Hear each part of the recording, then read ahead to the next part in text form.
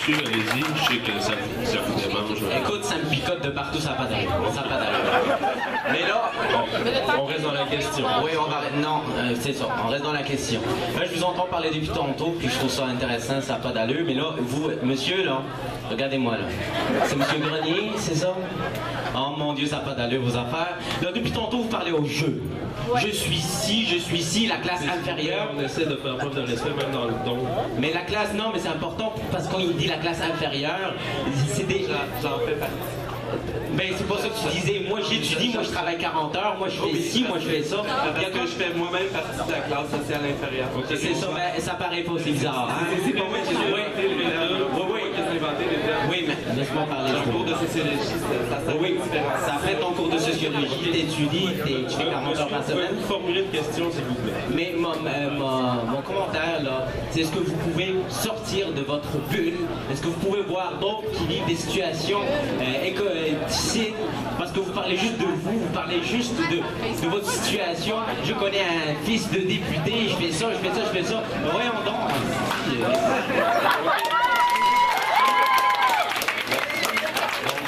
Je pense qu'on a compris la question. Donc,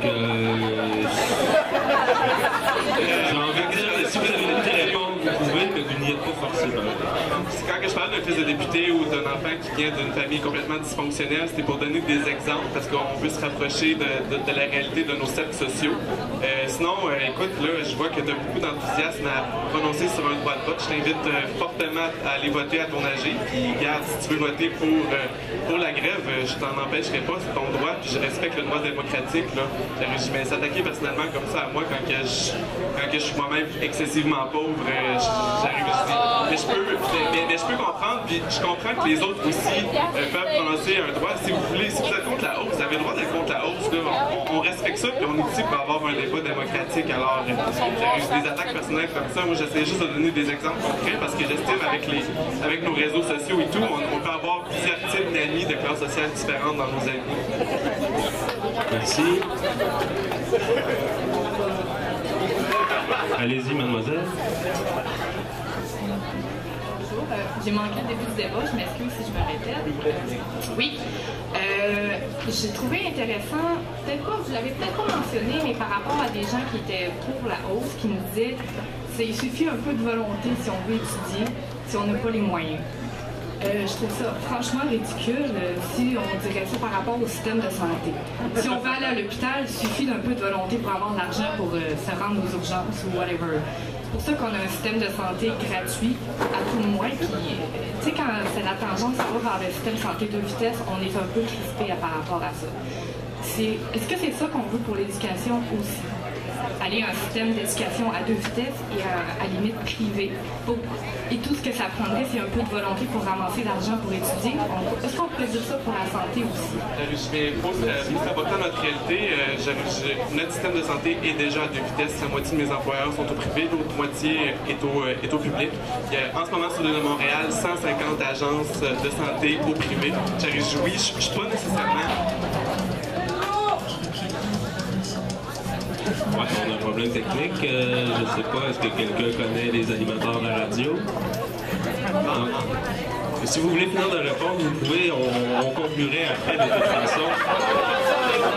En tant que professionnel de la santé, écoutez, c'est sûr que c'est des débats idéologiques. Je pense que je partage un peu le même point de vue que vous sur ce point. Mais tu sais, je peux comprendre qu'il y a beaucoup de pro-grévistes ici en ce moment, puis je vous invite fortement à aller voter à votre âge. Je pense que le droit démocratique prime à bord, puis si vous voulez voter pour un vote de grève, vous êtes en droit de le faire. On a tous le droit de s'exprimer sur une opinion. Peux-tu juste ajouter... Non, mais je vais juste compléter ma question. Pourquoi l'éducation serait pas aussi importante que la gratuité en santé? Pourquoi la gratuité en éducation serait pas aussi importante au niveau de la santé si on s'entend que l'éducation, ça fait partie d'une société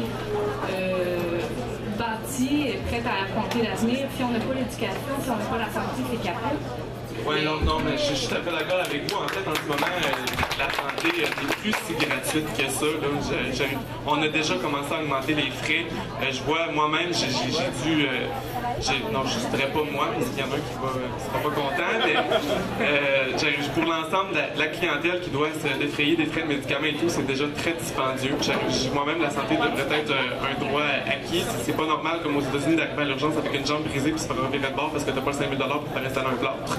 Je vois encore en ce moment que plusieurs pro-grévistes qui posent des questions. Je vous invite à aller voter à votre AG. Bon. Éducation à deux vitesses. Le meilleur exemple, c'est la France. La France, les facs sont gratuites. Ça ne coûte pas une scène. Cependant, il y a tantôt ce qu'on appelle les fameuses grandes écoles françaises. C'est-à-dire que pour plusieurs employeurs, ils vont seulement embaucher du monde venant des grandes écoles. Le meilleur exemple, c'est en comptabilité. En France, les 4 plus grands cabinets comptables, soit Deloitte, KPMG, Ernst & Young et PricewaterhouseCoopers, si vous allez sur leur site web carrière en France, vous allez constater qu'ils ne prennent que uniquement des personnes provenant des grandes écoles et ceci est un problème. Alors qu'ici au Québec, peu importe l'université, vous pourrez être embauché par ces très prestigieux employeurs. Juste ajouter, moi j'ai fait un bac et j'ai fait des sessions d'études en Finlande, là où l'école est gratuite. L'université ne coûte absolument rien et tout le monde y a accès. Oui, je peux comprendre ça, mais là, il faut se rapporter à la réalité ici au Canada où l'économie est axée sur les sables bitumineux, sur le pétrole, où on a une économie complètement noire. En Finlande, c'est une économie verte, où les aspects économiques sont accentués sur des choses qui ne sont pas ici. Cependant, si tu veux aller prendre le thé avec le premier ministre Harper, puis le dissuader d'orienter l'économie autrement, qui nous permettrait d'avoir des droits de scolarité totalement à zéro, comme en Finlande, c'est sûr que ça serait le fun, mais en Finlande, la taxe de la population est surélevée comparativement ici. Merci. On va laisser sur la dernière intervention de la dame intervenir le camp contre la hausse. Monsieur qui est au micro, je suis désolé, mais nous allons conclure le débat ensuite, puisque nous avons tous d'autres engagements. Donc, il faut finir à un moment donné, ce sera maintenant. Donc, messieurs, bureau plus loin et... en tout cas, pas maintenant, parce que messieurs ne sont pas encore intervenus sur la question d'avant. Oui. Alors, en ce moment, au Québec, on a parlé des soins de santé. Les soins de santé sont gratuits et c'est les gens qui payent, c'est les gens du Québec. Donc, peu importe qu'on soit en santé ou malade, on paye. Moi, lorsque je vais avoir les moyens de payer de l'impôt, ça va me faire plaisir de payer pour des gens qui sont malades, même si à ce moment-là, je ne suis pas malade. C'est une espèce d'assurance collective qu'on se donne. Puis c'est surtout la solidarité humaine qui est selon moi nécessaire au bon fonctionnement d'une société. On ne veut pas privatiser la santé, mais pourquoi on privatiser l'éducation? C'est favoriser ça. Pour tout le monde, c'est une question de solidarité. Aussi, là, on parle de développement économique. Maintenir de bas frais de scolarité, c'est bon pour l'économie. Si on veut développer une économie verte, ça prend des gens qui étudient dans des programmes de pointe. Si on veut développer une économie du savoir, une économie qui est compétitive avec les autres pays, ça prend de bas frais de scolarité, ça prend de l'assister aux études. C'est comme ça qu'on va être capable d'être compétitif. Puis oui, en Norvège, ils ont la gratuité scolaire. Pourquoi pas cheminer dans cette direction-là, lorsqu'on aura un parti du moins qui va travailler dans ce sens-là.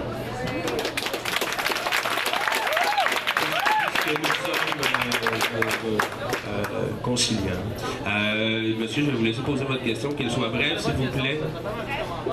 Il s'agit d'une période de questions. En tout cas, on donnera à chacun des camps 30 secondes cette fois-ci pour répondre, s'il désire le faire, et ensuite le débat sera clos.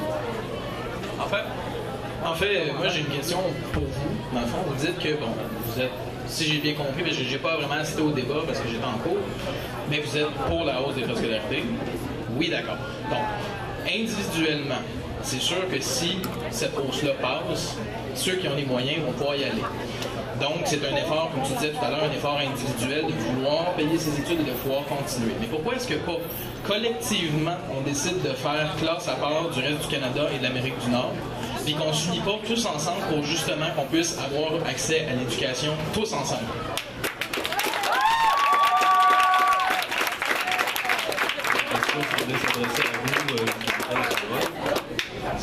Premièrement, parce que la population ne veut pas éponger le 190 millions restant dû aux manifestations qui ont attiré l'apathie de la population. Il y aurait eu moyen. Quand j'ai proposé des solutions à mon association étudiante, j'aurais dit pourquoi pas un ensemble de moyens concertés où ce que jour 1, on va déposer toutes nos cartes de guichet au Parlement. Jour 2, avec les CPE, on fait une manifestation avec les enfants. J'aurais dit non, les associations étudiantes veulent les moyens traditionnels qui rendent apathique la population. Au départ, j'étais pas nécessairement pour le 725 $ dans 5 ans. C'est drastique comme mesure.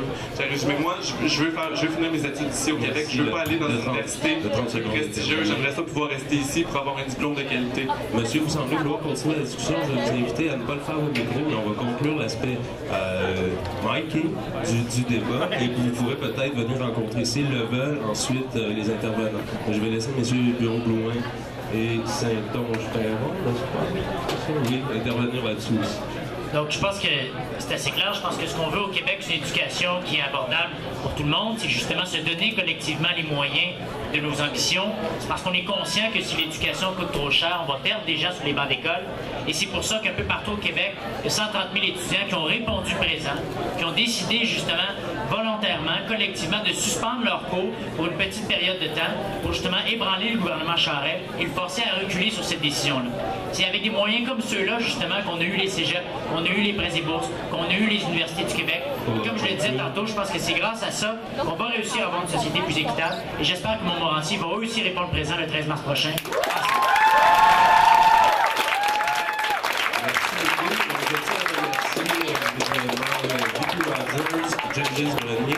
Alexandre Saint-Onge-Perron et Léo Bureau-Blouin, je pense que ça prenait du courage pour venir débattre de ce sujet chaud ici aujourd'hui. Donc, on va bien pour tout le monde. Merci beaucoup. Si vous désirez vous rendre disponible pour parler de plutôt personne à personne, libre à vous de le faire, libre à vous de venir aussi, si c'est possible, pour ces messieurs dames, leur poser quelques questions. Oui, vous pouvez faire une table ronde.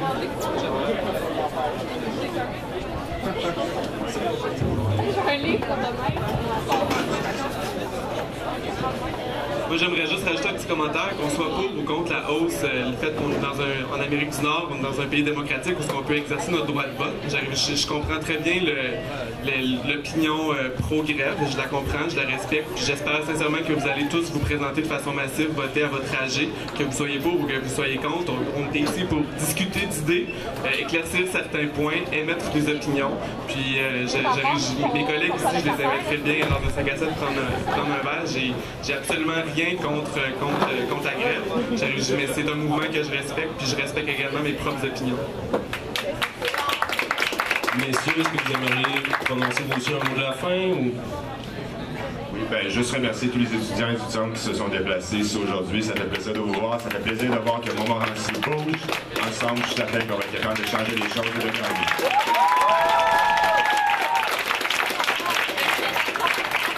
Donc, merci à tout le monde. Je me permettrai moi aussi cette invitation mardi prochain que vous alliez voter. Et je fais cette invitation sans égard à vos convictions. Merci.